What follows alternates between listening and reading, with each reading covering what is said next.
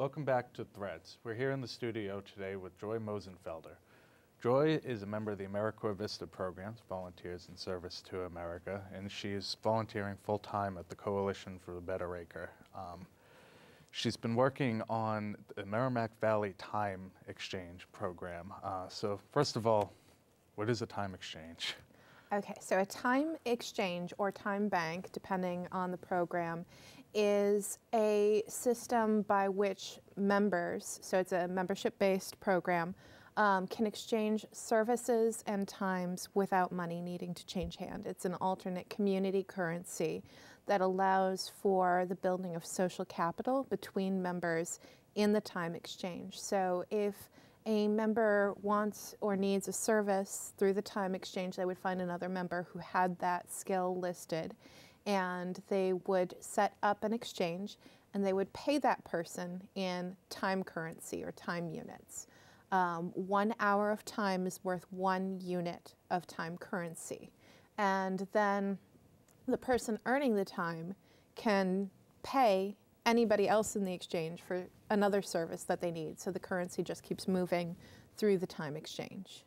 So it's a program where I'm assuming the CBA's piece here is to coordinate all of the different skills that are within this pool for people who either choose to or are unable to participate as heavily in the cash economy. So maybe somebody is, can build a wall, somebody else a daycare or something like that, someone else paints. I might have one skill, you might have another. We don't necessarily need each other. So we would go through a time bank to exchange these skills where an hour of time is always an hour. An hour of time. Yeah. So in the time exchange, it broadens, it's on this neighbors helping neighbors pay it forward model. So if I'm doing a favor for a friend, say you need a cat sitter because you're out of town for a week. You're going to be gone for a week. You want somebody to check in on your cat 1 hour every day. So I would earn 5 hours in the time bank and your account would be debited for those 5 hours. I now have 5 time units of credit that I can spend on something that I need. Say I need the shocks repaired on the front of my car, and there's a mechanic in the time bank. Now you obviously don't have that skill, so you can't return the favor by fixing my car for me, but that mechanic who's in the time bank who does have that skill will then get the time credits from me. I get my car fixed. Now we've got a mechanic in the time bank who has 5 units of time credit. Say he needs legal consulting. We actually have a immigration lawyer in the time bank who is interested in volunteering that service or skill. So say he's got kids who are still back in, he's a recent immigrant, he's got citizenship now, but he's got family who's overseas, so he wants to talk about what would be involved in bringing them over. He could get some legal consulting. And then our immigrations lawyer, let's say hypothetically, she's got a garden and she wants to improve her garden and look at organic, but she doesn't have that knowledge set. We do have somebody who does have that knowledge set who's currently in the time bank who would be able to consult with her on that. I would like to get back to some of the specific skills, but first of all, I've read a little bit about these programs from time to time. How did we? This is a pilot at this point, right? This is a program pilot. It's just up and going where you have some members, but you're looking for more before you get launched. Exactly. We have 22 pilot members as of this moment. We are hoping to grow to 50 pilot members by the end of March, and we are looking for additional assistance from the community and from local foundations to be able to grow the program and fully launch. So how did we get started with a program like this here in Lowell? It's something I'm starting to hear more and more about this type of thing in urban areas, but how Lowell, and what is it in particular about Lowell that makes this a good place for a program like this to take off? So this particular program started as an idea with Executive Director Emily Rosenbaum at CBA. Okay. She was enrolled in the Sandbox Leadership Institute, and part of the Sandbox Leadership Institute is developing leadership skills with the people who work for local nonprofits and thinking about projects that would help the community. And she had originally started thinking about a barter type system, but when she started looking into things more, the time bank made more sense. One of the things about a barter system is that the IRS does actually tax exchanges through a barter system. Time banks have never been taxed by the IRS. They see them as community building. They see them as an informal contract, verbal contract between people, and they see them as being a benefit to low-income communities as far as building social capital and mobilizing people and skills.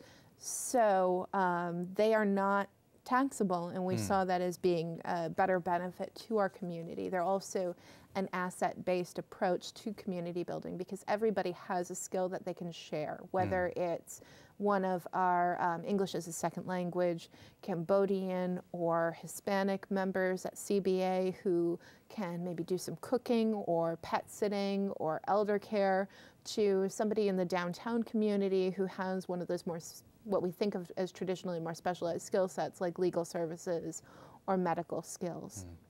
So it's member-based, it's entirely voluntary, it allows people to participate at their own comfort level, and it is a benefit to everyone.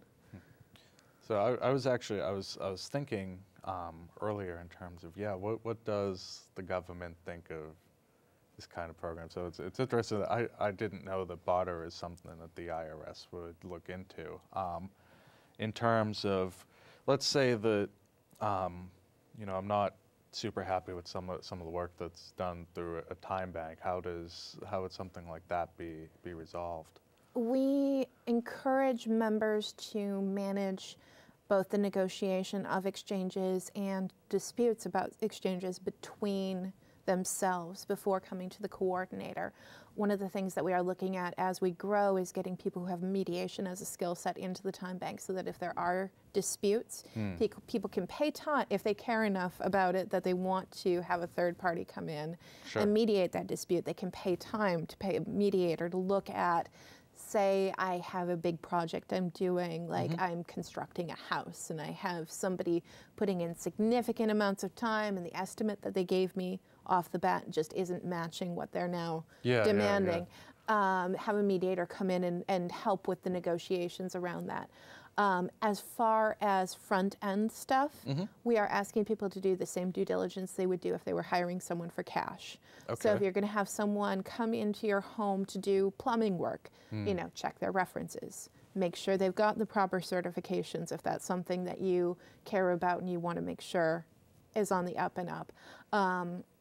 Call some of their former clients. We are asking people, we are checking 2 references for everybody who becomes a member of the time bank. And if people have professional certifications, there are ways to list that on our online database. But we also want people to, if you're letting someone into your home, or even if you're providing a service like a ride and you have somebody who's going to be in your car, have a conversation with that person first, make sure you're comfortable with them, and then continue to do due diligence the same way that you would if you were paying someone cash. Sure. So, this program is through the CBA and Coalition for a Better Acre. I know that it's been over 10 years that the CBA has started taking programs outside of the acre, which, as Lowell, we often think of it as an immigrant newcomer neighborhood. So now CBA it's bigger than Lowell at this point even. This program's going on as far away as Andover, I believe, right? So it sounds like this program in a lot of ways is targeting lower income immigrant groups, but definitely not exclusively, right? So we see our service area as the entire Merrimack Valley. We intentionally named the project Merrimack Valley Time Exchange so that people in surrounding communities would feel welcome to participate in the program. And while we see it as having a huge benefit and huge impact to our lower income immigrant members in our organization, CBA, we also see that it has a lot of potential to help other people who may see it as a benefit. So small businesses, time banks have a proven positive impact on buy local campaigns. Local nonprofit organizations, we already have 119 Gallery and Mill City Grows interested in how they can participate in using the time bank to expand their capacities at their organization, since they have very, very small paid staff but huge volunteer populations. So 119 Gallery actually is our first organization that signed up for an organizational time bank account. They're interested in using time bankers to staff the gallery during off hours, to provide gallery sitting services, and maybe, you know, if they've got time bankers who have specialized skills that the gallery can use, paying them time for that. And as far as the gallery being able to earn time, they can provide consulting services to local artists and musicians. They can provide use of their space. So if you wanted to host an event, you could rent the 119 Gallery for time, for the amount of time that it would take you to set up, host your event, and clean up afterwards.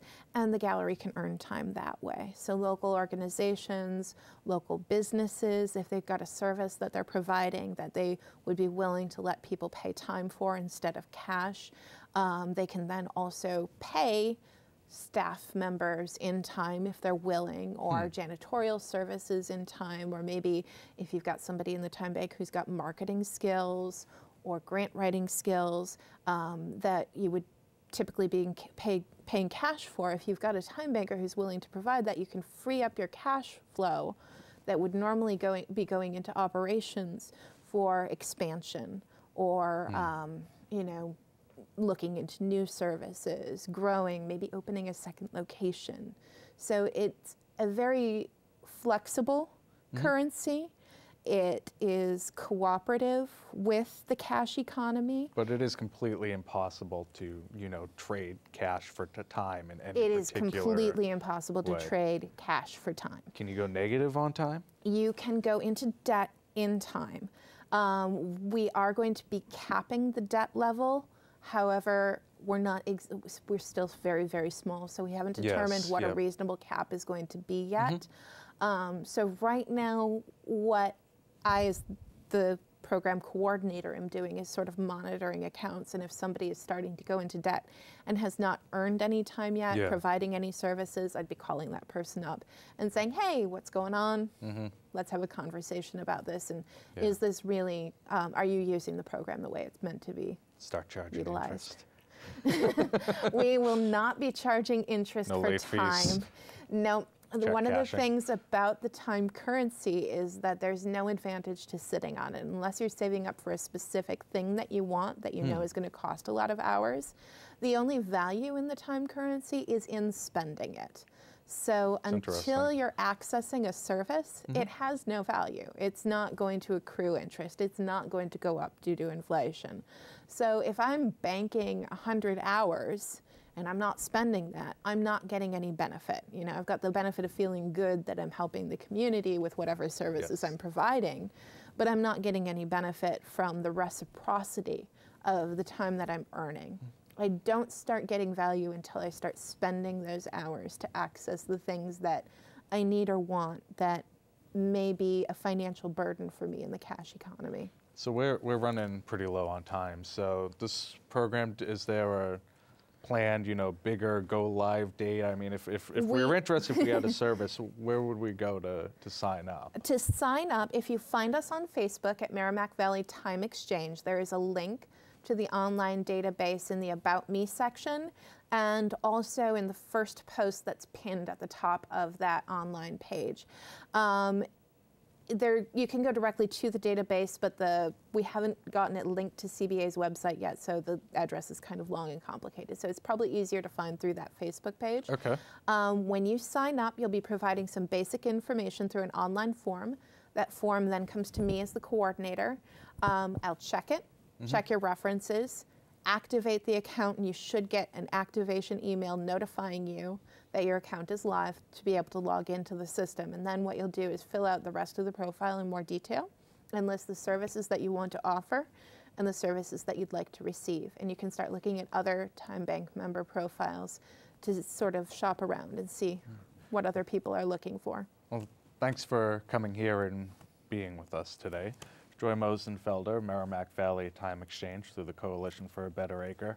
You can find them on Facebook, find us on Facebook or on our blogs. So this was the second episode of Threads, and we'll see you later.